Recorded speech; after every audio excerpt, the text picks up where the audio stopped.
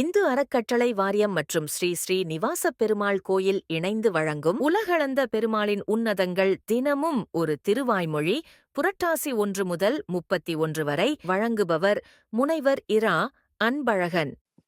அனைவருக்கும் என்னுடைய அன்பான வணக்கத்தை தெரிவித்துக் கொள்ளுகிறேன்.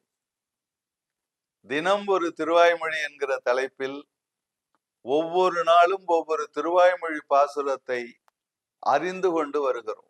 எம்பெருமான் ஸ்ரீமன் நாராயணனுடைய புகழை பாடுவதுதான் திருவாய்மொழியினுடைய நோக்கம் என்றாலும் அதுல பல அரிய வாழ்வியல் உண்மைகளும் சொல்லப்படுகின்றன. நாம ஒருத்தருக்கு உதவி செய்யறதுன்னு முன்ன வந்தால் அவங்களுடைய குணாதிசயத்தை தெரிஞ்சுக்கிட்டு அப்புறம் உதவி செய்யணும். நாம யாருக்கு உதவி செய்தோமோ அவங்களாலேயே நமக்கு சிக்கல் வந்துடும்.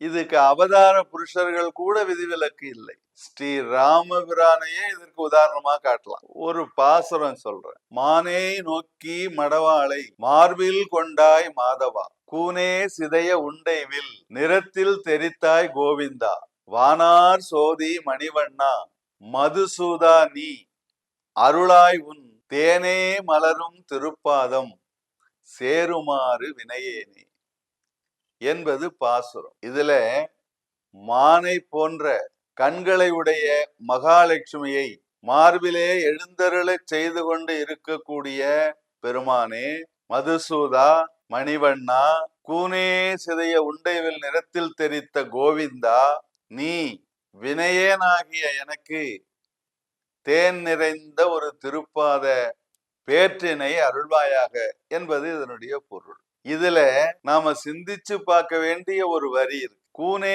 சிதைய உண்டைவில் நிறத்தில் தெரித்தாய் கோவிந்தான்னு சொல்றார். ராமபிரான் பாலகனாக இருந்த போது சுண்டு வில்னு சொல்ற ஒரு வகையான வில்ல கையில வச்சிருப்பார். அந்த வில்லுல மண்ணுருண்டைய பொருத்தி கூனியனுடைய முதுகுல அடிப்பார். அந்த மண்ணுருண்டை முதுகுல பட்டவுடனே கூனி நிமிர்ந்து கொஞ்ச நேரம் நின்றுட்டு மீண்டும் குனிந்து நடக்க ஆரம்பிச்சிருவார். இத அடிக்கடி ராமர் செய்து கொண்டிருந்தார்.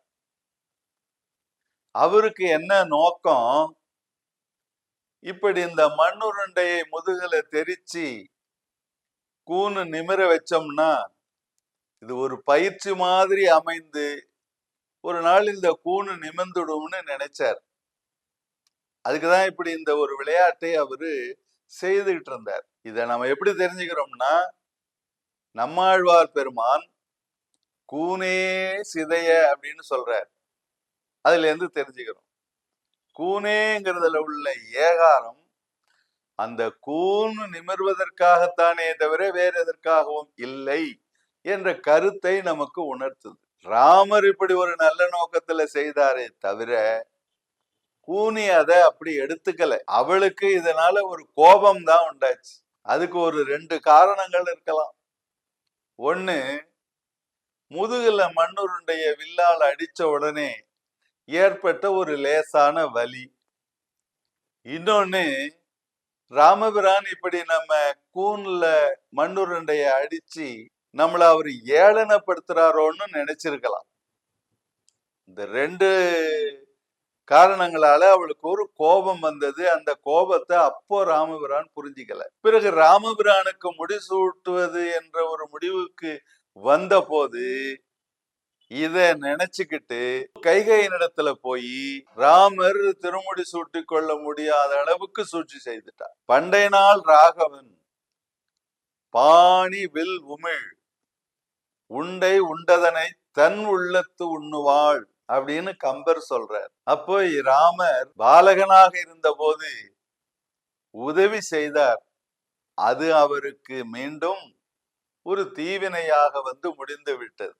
இத ராமபிரானே பின்னாடி ஒரு நாள், நான் இப்படியெல்லாம் சிறு வயதுல விளையாட்டா செய்ய போய் அதனால எனக்கு மிகப்பெரிய துன்பம் வந்து விட்டதுன்னு சொல்லி வருந்திய இடமும் உண்டு. இப்போ நமக்கு இதுல இன்னொன்னு என்னன்னு கேட்டீங்கன்னா, வில்லினாலே கூனியின் முதுகுல அடிச்சது யாரு?